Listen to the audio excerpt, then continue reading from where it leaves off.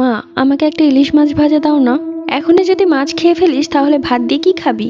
দাও না মা, ছোট দেখে একটা দাও। ঠিক আছে, এখানে বসেই খা। আর হ্যাঁ, মাছ ভাজা খাওয়া শেষ হলে অবশ্যই পানি খেয়ে নিস। আরে মা, তুমি তো আগের জামানাই আছো। তুমি কি ভাবো মাছ ভাজা খেয়ে পানি না খেলে কি ভূতে ধরবে আমাকে? মা রান্নার মনোযোগী দিতেই আমি ওই রুমে চলে গেলাম। আচার বিক্রেতা আমাদের বারান্দার কাছে এসে আচার বিক্রি করছে। অনেক ছেলে মেয়ে আচার কিনছে। হইচই শুনে তাড়াতাড়ি বারান্দায় চলে গেলাম। হাতে ইলিশ মাছ ভাজা। আচারওয়ালাকে বললাম আমাকে এক প্যাকেট তেঁতুলের আচার দিন। দৌড়ে গেলাম ব্যাগ থেকে টাকা আনার জন্য। ব্যাগ থেকে 10 টাকার নোট বের করে আবারও সেই আচার বিক্রেতার কাছে গেলাম। গিয়ে হাত বাড়িয়ে টাকা দিলাম এবং তেঁতুলের আচার নেওয়ার সময় মনে হলো কেউ আমার হাত শক্ত করে ধরে রেখেছে, কিন্তু অদৃশ্য। আমি কাউকে দেখতে পাচ্ছি না, কিন্তু মনে হচ্ছে আমার হাতটা যেন ভেঙেই যাবে, এত শক্ত করে ধরেছে। ভয়ে আমি চিৎকার করতে শুরু করলাম। অন্য হাত থেকে ইলিশ মাছ ভাজা পড়ে গেছে। আমার চিৎকার শুনে আচার বিক্রেতা এবং আরো মানুষ আমার দিকে তাকিয়ে আছে। আমি বারান্দার বাহির থেকে হাত ভেতরে ঢুকাতে পারছি না। আমার চিৎকার শুনে মা দৌড়ে এলেন। কি হয়েছে নাজিরা, এভাবে চিৎকার করছিস কেন?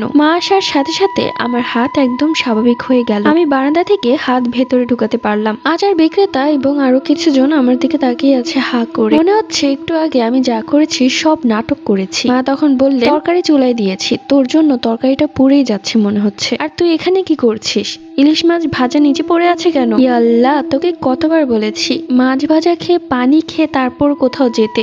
মাগরিবের আজানের পর থেকে আমার হাতে প্রচন্ড ব্যথা। মাকে দেখালাম হাতটা কেমন যেন লাল হয়ে ফুলে গেছে। মা বলল, কোথাও ব্যথা পেয়েছিস? হাত এভাবে ফুলে গিয়েছে কিভাবে? রাত 8টায় এই ব্যথা হাত নিয়েও পড়তে বসলাম, কেননা কালকে স্কুলে হোমওয়ার্ক জমা না দিলে আমাকে ঘাড় ধাক্কা দিয়ে স্কুল থেকে বের করে দিবে। পড়ছিলাম, তখনই মনে হলো কেউ বারান্দায় এসে দাঁড়িয়েছে। পর্দায় বারবার একটা মানুষের আকৃতি ভেসে উঠছে। ভয়ে চিৎকার দিয়ে ওই রুমে চলে গেলাম। মাকে নিয়ে এলাম এই রুমে। তখন মাকে বললাম, কেউ একজন আছে, দেখো তো বারান্দায় কেউ মনে হয় আছে। তখন মা পুরো বারান্দা ঘর সবকিছুই খুঁজে দেখলো, কিন্তু কাউকেই পেল না। এরপর আমার হোমওয়ার্ক শেষ করে আমি যেই বই গুছিয়ে ব্যাগের ভেতর রাখলাম, ঠিক তখনই পেছনে ঘুরে দেখলাম খাটের উপর একজন বসে আছে। দেখে মনে হচ্ছে ভূত। আমি তখন ভয় না পেয়ে সাহস করে জিজ্ঞেস করলাম, আপনার সাহস তো কম না? পা না মুছে আমার বিছানার উপর উঠে বসে আছেন, তাও আবার এই নোংরা শরীরে। আপনার শরীরে এত কালো লোম দেখেই তো ঘিন লাগছে। গিয়ে গোসল করে আসুন, তারপর আপনার সাথে আমার কথা আছে। আপনি আমার হাত ধরেছিলেন তাই না?